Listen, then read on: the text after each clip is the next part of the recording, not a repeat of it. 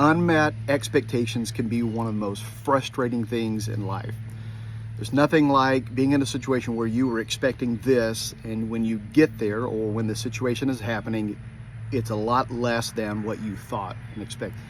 Man, that can be in your marriage, your relationships, your job, your career, your life in general. Unmet expectations can be so frustrating. So let me encourage you with this. This has really helped me, and I believe it'll help you too. In Exodus 17, the children of Israel, God is moving them from one place to the next, and God is constantly trying to really develop their faith.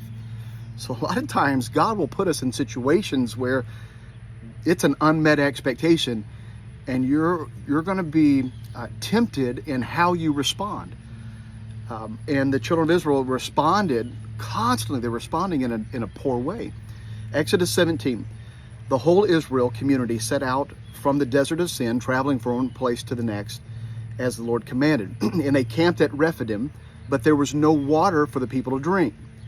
Obviously, they were expecting, Rephidim was a place of rest, is what the name means. So they were expecting this place to be like a Holiday Inn for them. It was going to be the Marriott, like we're going to get rest, we're going to get fed, we're going to have water. But when they got to this, it was a dry bed. The creek was not filled, this bottom was not filled with water, it was dry. And so they quarreled with Moses and said, "Give us water to drink." And Moses replied, "Why do you quarrel with me? Why do you put the Lord to the test?"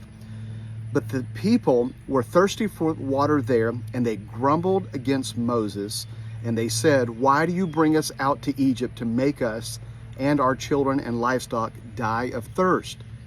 And then Moses cried out to the Lord, "What am I to do with these people? They are almost ready to stone me." And the Lord answered Moses, "Go out in front of the people, take with you some of the elders of Israel, and take in your hand the staff with which you struck the Nile, and go. And I will stand before you by the rock of Horeb, and strike the rock and water will come out of it, and the people will drink." And so Moses did this in the sight of the elder of Israel, and he called the place Massah and Meribah, because the Israelites quarreled and because they tested the Lord, saying, "Is the Lord among us or not? Is God not with us or not? Is God not going to take care of us or not?" So listen, unmet expectations can be very disappointing and discouraging. We all know this. The question is why do we always overreact? Most of the time we're overreacting when we're in an unmet expectations. We get mad at our spouse, we fly off the handle, we say things that we shouldn't say, we start making decisions and plans to plan B and plan C and D, and we just kind of check out. Why do we overreact when unmet expectations come into our life? Remember, was God not leading them? Like, could they not just stop and think, wait a minute, I know Moses is our leader, but ultimately God is our leader. He's the one that is leading us by a cloud by day. Remember, the cloud by day was leading the children of Israel. So they saw a visible cloud moving with them, and a fire by night, this pillar of fire, was leading them. There was these supernatural things that were actually happening among them that should remind them God is not going to fail us. Has God ever let them down? Maybe God didn't do it the way they wanted him to. Maybe that God didn't do it the way that they think that it should have been done, but God never failed them. Maybe he was not on their timetable, maybe it was on God's timetable, but God was always faithful to take care of them.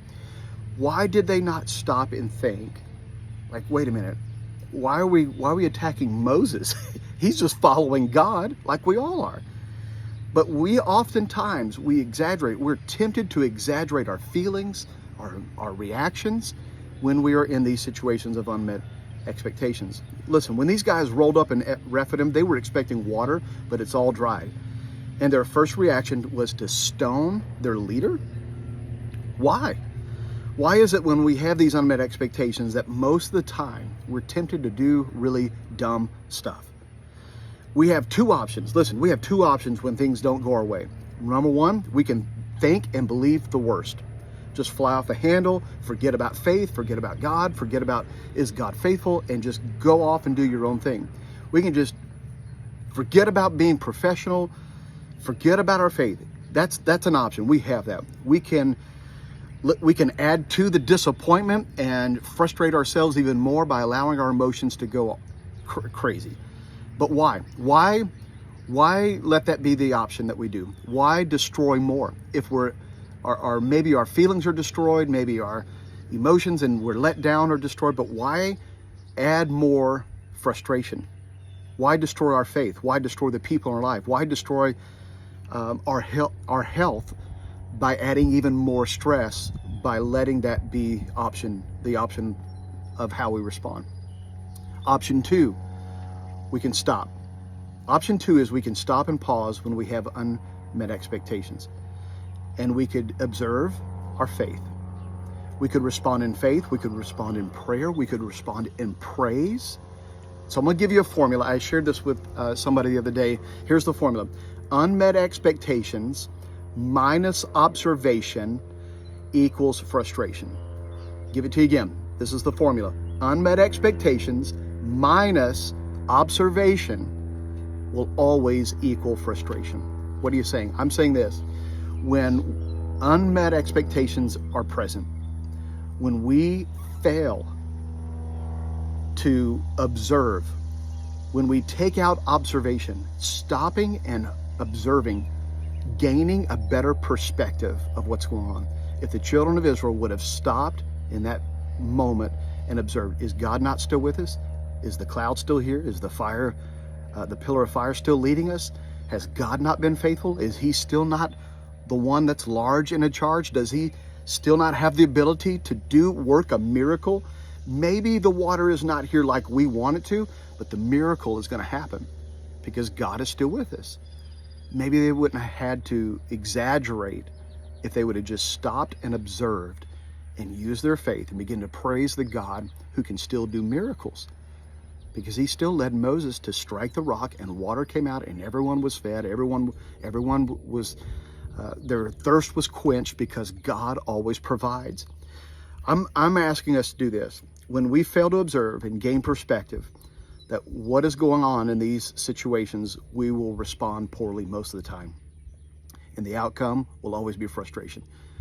I'm saying the next time you're in an unmet expectation, stop and pause, observe, bring observation. Let observation be one of the things that you automatically, it becomes a knee-jerk reaction. Let me observe, where is God? And what can God do in this situation? So the next time you're in the unmet expectation with your spouse, your relationship at work, in life, let your faith kick in with observation. Gain a better perspective. Listen, God is still large and in charge, and he's still able to help you no matter how let down you may be. Let your faith rise to the highest level of your faith when you start observing where's God in this picture.